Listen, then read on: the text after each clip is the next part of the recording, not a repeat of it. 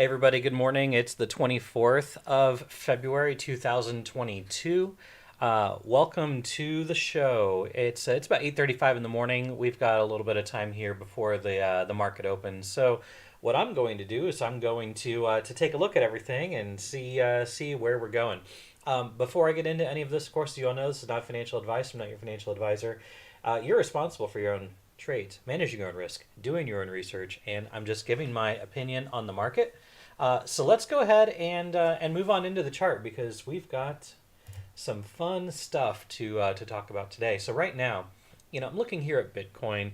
Um, this is very interesting. What's going on here in the markets today? Of course, everybody and their mother is talking about Russia and the Ukraine, and that's basically what the market is focused on.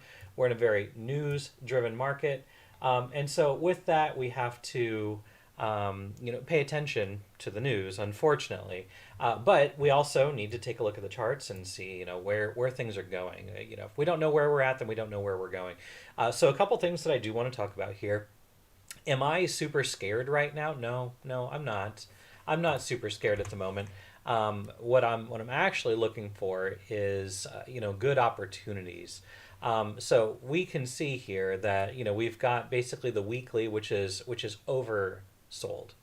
Okay, and I've talked about this in the past, right? So this white wave that we have on our wave indicator, the last time it was oversold and it looked very similar to what it looks like right now, was all the way back here in 2021. So basically, the price that we're currently at right now is the same price that we were all the way back here.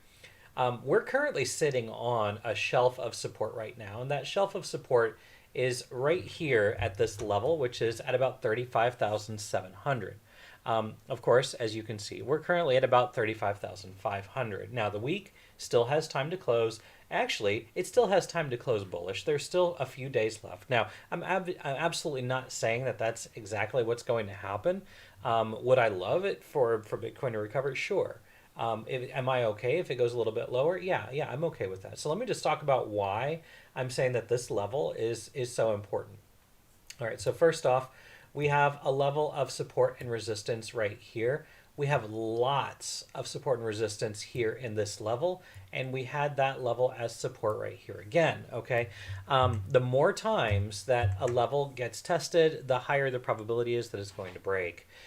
So the last time we were down here at this level, obviously we had to move up to new highs. Now, I'm certainly not saying that's what's going to happen, but there is something that I do want to point out. So I'm going to go down to, say, a 4-hour time frame, and I'm going to take a little blasty to the pasty here. I'm going to go all the way back to this level right here, where we had a high, then we had a new high, and then we created our last high before we broke down. Now, it certainly doesn't look like at the moment that we are in some kind of like an ending diagonal. But there is a contender that we could be creating a little bit of an ending diagonal. What a lot of people are also trying to pay attention to, I'm going to go ahead and remove these. What a lot of people are paying attention to, I'm going to go out to a daily, is the potential, and I talk about this quite a bit as well. We've got an important trend line that we need to pay attention to. That trend line really certainly can't break. Now, that currently is sitting down here at about 33,700. Am I okay if it goes there? Yeah, certainly I am. But I really wouldn't want to see that break if I'm a bull. We've got the weekly. Again, the weekly is oversold. The daily, which is now the green wave here, the daily is oversold. The 12-hour is oversold. So if I go to a 12-hour, right, so we've got the 12-hour here. It is also oversold. So we've got lots of things that are oversold. The 3-hour is oversold. Let me go to a 1-hour, which is what the wave indicator is optimized for. You can see we've got a little bit of a bounce here. You've got the 3-hour, which is now oversold. You've got the 1-hour that was oversold earlier today. You've got the 12-hour. You've got the weekly. We already talked about the daily. All of these things are creating some confluence that, we're at least going to be in for some kind of a relief rally. And what a lot of people are asking me is, well, how high is it going to go? How high is it going to go? Well, all right, so let's just talk about levels. We already talked about this level right here. And if we can get up above this, I would say that next level that it really needs to get through is going to be this level right here. That's going to be sitting there at about 36,556, right? So about about $1,000 above where the current key level is. If we can get through this, more than likely we're going to get to that level. Like again, lots of support back here. We reclaimed it as support here, and then it failed, right? So that's going to be a key level that we need to get through. I'm going to talk about how this relates to stocks here in just a moment. Next level to the upside is going to be right there at about 38. And then, looking up a little bit higher, let's see here. We've got an important level. I think this level right here is probably the most important. I know it's in the middle of a lot, but you can see we've got support back here. We had some resistance at that level. We had some support here and then tried to poke above and it got rejected. Same thing here. We got some support and then was resistance, broke through and then resisted and fell. So that failed. And that's at about 42,800 roughly. So more than likely, when we get into this level here at about 40,000 to 42,000, it's probably going to be a free flow once it gets through there. I don't see, you can see we flew through to the downside here. We flew through to the upside here. A little bit of resistance right here at about 41.3, 41.4. But I can see that it's probably going to be very easy for us to push through that if we get there. Once we get through 42.7, then I'm going to be taking a look at this level right here. And actually that 42.7, more confluence right there with this initial wick to the downside back on December 3rd. So, there's a lot to look at, a lot to pay attention to. What I would caution and advise, I guess I'm not really giving any advice here, but be very, very careful that you're not over leveraging yourself. I'm going to look here at the weekly, and what I'm going to do, let me see if I've got moving averages here. So let's go ahead and pull up some moving averages. And what I've got here, this is just simple exponential moving averages. I've got the 200 weekly moving averages, which are currently all the way down here at about $20,000, right? So when have we retested that? We retested the 200 simple weekly moving average back here at the lows after the 2018 bear market. We also retested it back here. Of course, we flew through, and I would venture to say we probably hit the 300 weekly. Now, you've got the 200 exponential at about 25.8. You've got the 200 weekly here at about 20,282. Now, of course, are we going to get there? I mean, chances are probably not. I would really be surprised if we did. But if we did, that would be in high confluence right there. You can see we're creating some confluence here with the high from 2018. So, is it possible that we retest that? I mean, certainly everything is possible. I'm not going to say that it's not going to happen. But if we break down below this trend line, the probability that we go down to these lower prices, it really increases exponentially. I really do not want to see this trend line break down. And if it does, I'll probably just move to cash. That's just, that's what I would do. What you would do, that's completely up to you. Obviously, we have retested the 100 exponential, which is going to be this cyan moving average here, the 100 exponential on the weekly. We retested that about a month ago. So about January 24th, that week we retested that. We're currently testing that right now. If the week closes below that, well, that also adds to the confluence that we've got rough times ahead because a key moving average is breaking. I'm not going to talk about the 21 and the 55. I think I've already talked on about Bitcoin long enough for about 9 minutes here, 10 minutes. So I'm going to move on to the equities markets. I'm not going to talk too much about altcoins because they're suffering. Are there good buying opportunities for spot? Yeah, I think there are lots of opportunities for spot buying. You need to be really careful with leverage. So I'm just gonna say that, caution you, be very careful if you're using leverage on altcoins because on alts they move much faster than Bitcoin does. So you need to treat that with care. All right, so let's go ahead and move on into SPX. I want to talk about SPX because obviously we've got pretty rough weekly candle that we're dealing with right now, and currently futures. Let me see if I can pull up futures here and see where we're at. Let's see here. Yes, futures are currently trading at about 41.25. All right, so we're currently trading at about 41.25, which means it's about 41.30, 41.35 on the index, and I want to focus on the index. So we're currently about 100 points lower than what we closed yesterday. Very similar to Bitcoin. The S&P's weekly is getting pretty oversold. The last time the S&P was this low, okay, the last time it was this low was actually at the bottom, March of 2020. So actually, it was right when we had a really significant bounce, right? Obviously, things look really terrible right now, and I'm not going to discount that fact. But what I will say is that any time now we could see a significant bounce in the market, and as evidenced by what we saw here. Now, obviously, we had an accelerated momentum to the downside back here, right? Like huge downside during these few weeks, right? We've been currently bleeding for quite some time. We had a decent bounce here back in January 24th, January 31st, about the same time that Bitcoin was also staging a bounce, just kind of throwing that in there as well. And now we're sitting down here at the lows from the week of the 24th. And Bitcoin hasn't even quite gotten there yet, which is really interesting. But, how far down are we from the highs, right? So let's just go ahead and, just put a price range on this.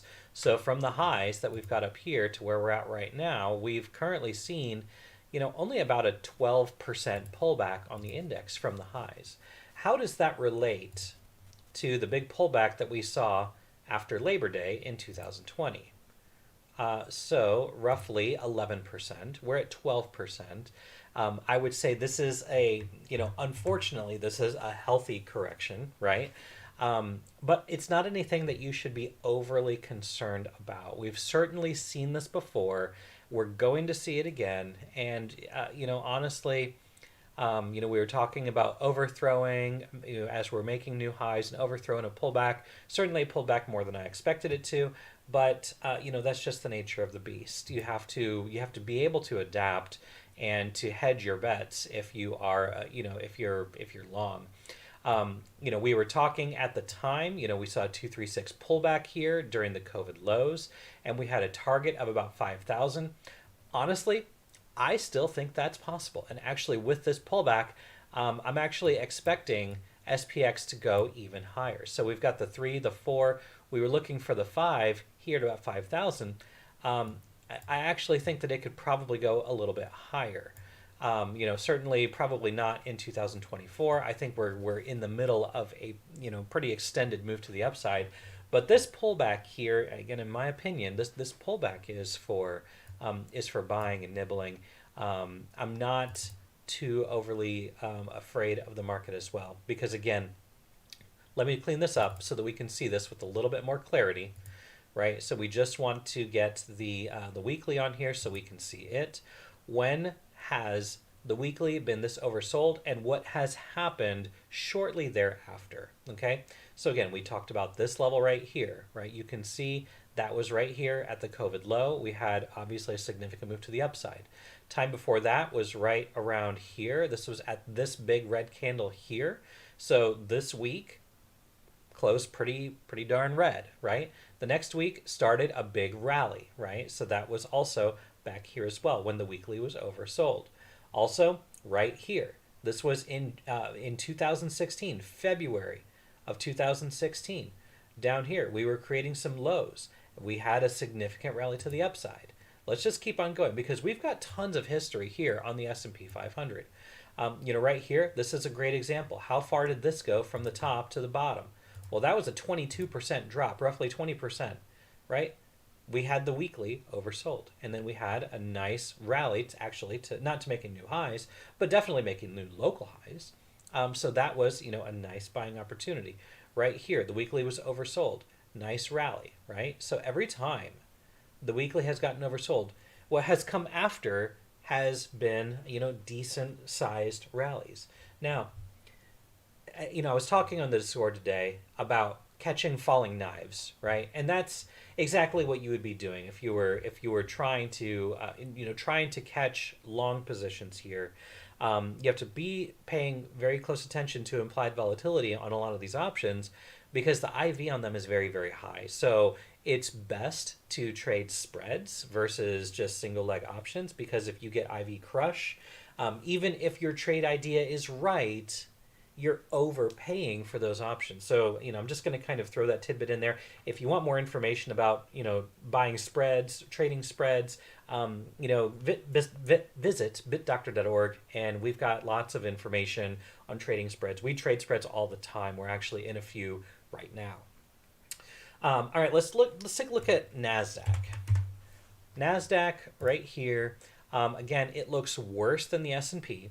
But again, the weekly is actually lower on Nasdaq than it is on the S&P 500. When was the last time Nasdaq was this low? And as you can see, this is the lowest Nasdaq has been. Let me just go ahead and magnify this a little bit.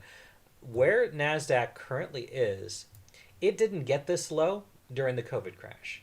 It didn't get this low in 2018. When was the last time Nasdaq was this low? It was all the way back here in 2008. That was the last time Nasdaq was this low. So it's going to be very easy for you to take a look at this pullback, this initial pullback here, and compare it to this pullback right here. Okay? Because again, we had the weekly, got pretty low, we had a rally, and then we had a huge drop, right? So is that going to be what happens? I mean, I'm not going to say that it's impossible for it to happen, because it certainly can. But let's just go ahead and just take a closer look at the price action here and just see how it can compare with what we're dealing with right now. So we are potentially right here. So that is how far of a pullback. So from the top here to the bottom here, 25%. Of course, what happened after that? We saw a decent sized rally. Right, a 23% move to the upside after a 25% move to the downside. That was a decent rally, and it lasted about 2 months. And then, of course, we know what happened after that. We saw a significant move to the downside that was actually about a 50% move to the downside. So how can we look at this and determine what potentially could be happening next in the stock market? Well, we'll take a fib retrace from the highs to the lows. You can see here, we had resistance here at the 618. I'm on log scale. If I move to linear scale, it's almost a perfect move to the 618. And week after week after week after week, we got rejected at the 618. So one way or another, a nice move back to the 618 would be ideal. And then what we can use is we can use our trend-based Fib Extension Tool. And I did not prepare this ahead of time. I do not know what the result is going to be, but let's just take a look here. And we've got the 100, the 123.6, but let's put the 1618 on there and see where that lands. And actually, that was close to the bottom. It wasn't quite, it did go further, right? But that was darn near the bottom. So how can we relate that to what the market looks like today? If we're going to have a very similar reaction, right? Because one way or another, if you like Elliott wave or not, it's very easy for you to see that there could be a 1, 2, 3, 4, and we're working on that 5, which means we're nearing potentially a bottom. So we're going to take our Fibonacci tool and we're just going to pin the top. And again, futures on Nasdaq are going to be a little bit lower right now, but we're going to pay attention to that 618. Okay. I mean, based on the price yesterday, right? Based on the closing price yesterday, it's sitting at about 15,519, right? I haven't seen signs of a pivot to the upside yet, so you have to be careful not to over leverage yourself. And in this market right now, if you're not in a position right now, it's very difficult for me to even say, yes, I would go short today, or yes, I would go long today. Honestly, with implied volatility as high as it is right now, honestly, it's better for you to be in cash and just to wait, right? Wait for some key levels to be taken out, right? So I didn't talk about key levels on the S&P, which I need to do. But while I'm here, let's take a look at key levels on Nasdaq. All right, so we've got a very, very key level right here. So again, kind of going back to 2021, February 2021, right here. We broke up above that. We kind of reclaimed that as support right here. And that's going to be at about 13,735. roughly. Resistance here. We found some support there, and obviously we broken through. Next level to the downside that's key for me is going to be right here at about, we'll call it 13,000. Okay, we'll just call it an even 13. Right below that is going to be this level right here, which is going to be about 1270. These are very, very important levels. This leads me to believe, since we've broken this level, it's very possible that we retest 13,000, right? And where is NQ right now? NQ right now is at 13,100, okay? It's at 13,100. For us to retest 13, actually, it retested 13,000.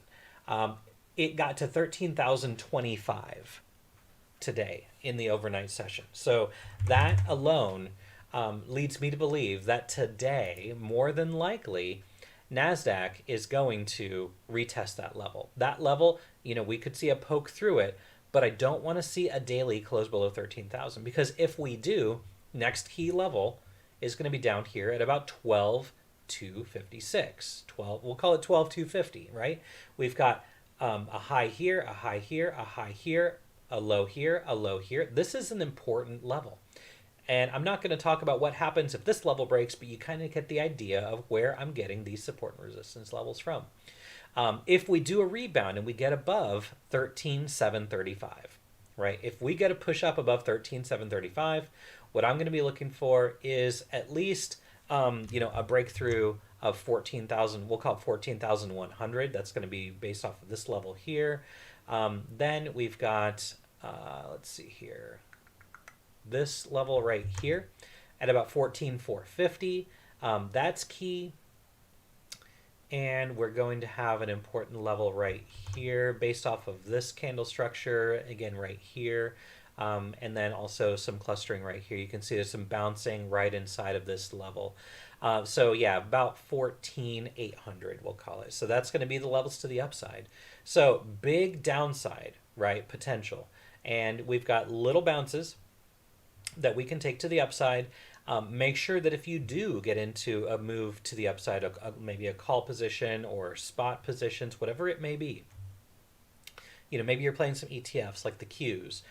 Make sure you're taking profit in these levels moving up. Certainly, that is what causes resistance, right? Because you see these key levels and you're taking profit there. That's what causes resistance to occur.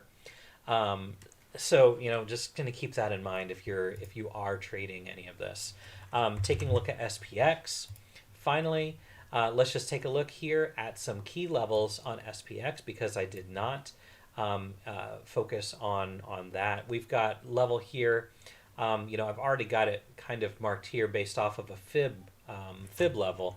But yeah, certainly at 4,050, that's pretty key, right? 4,050 is key. Next level to the downside is going to be right here at about 39.50. Then we've got a level here at about 38.60. And then finally, that last move to the downside here is going to be about 37.30. One thing that everybody is talking about, and I don't want to give this too much weight, but I'll pay attention to it. That's the head and shoulders that everybody keeps talking about. You can see that we've got, a bottom here, a bottom here, and it looks like we're breaking down. So that's going to be this level right here at about 42.88. If we don't retake 42.88 by next week, it's very, very likely we do come back down here to these levels, even with the weekly getting oversold. Is there a gap at 41.20? Yeah, certainly there's a gap at about, it's right here. There's a little bit of a gap right there. Will that gap get filled? Maybe. I'm not too worried about that. There's a gap down here at 4,000, and I'm certainly, I'm sure there's other gaps. Like, there's a gap here at 33.92. Are those gaps going to get filled? There's a huge gap down here at about 25.16. I don't want to scare anybody, but yes, those gaps are going to get filled. But it's likely going to happen sometime within the next 54, 55 years. So just kind of keep that in mind. There's no play on those gaps right now. So I wouldn't pay too much attention to them. There's a gap here. Again, there's a gap here. Heck, there's a gap all the way down here at 22.91, right? On the low, the COVID low. Is that level going to get tested? Is it going to come back down there? Yeah, I actually believe that it will. I know that's scary to a lot of people, but I do believe that it is going to get down there at some point. I do not believe it's going to happen this year. I do not believe it's going to happen, in the next 16, 18 months. But I do think that it's very possible that that does happen sometime in the next decade or two. So we'll take it one day at a time. We can't make any reasonable trades that go out a decade, to the downside at least. So I'm just going to kind of leave that there and leave that as food for thought. But again, with SPX, to the upside, we've got an important level. I'm just trying to hone in on it. It's right here. This level right here, we've got highs here, we've got some support here, we've got resistance here, support here. You also have it right here. I know it's probably hard to see, but we've got this candle closure right here, and it actually happened over 3 different days. And then we've got some resistance. So that level has to be taken out. Certainly, if we are going to get a sustained move to the upside, 45.31. But again, going back to look at the ES chart, right? We're sitting down here at 41.21, which again is about 41.30, 41.25. So let's go back here and see, if we're here at about 41.30, right? So it's all the way down here. Is it possible that we continue going lower? Certainly, we can go down here and test this level at about 4,050. But let's just say that we do bounce, right? What I'm going to be looking for is a move up here to 45.53. And then from there, get that rejection, and we can see a move down here. And it's very interesting. Again, this is based off of a level that we can't see on the chart right now. So in a perfect world, we open at 41.21. The 236 extension is down here at 39.50, and the 382 extension is down here at about 38.54. So it lines up with our support and resistance levels. Now, again, that's really hypothesizing quite a bit here. If I go down here to this level, then things don't line up as well. So I'm basically giving you your perfect world scenario that we have a low at about 41.20, and then we see that move to the upside, right? If we see an ABC here, and then we see that significant move to the upside, and we get a rejection here at the 618, heck, we can get the rejection at the 50. That would be okay as well. If we get the rejection at the 50, then the move to the 382 becomes more probable.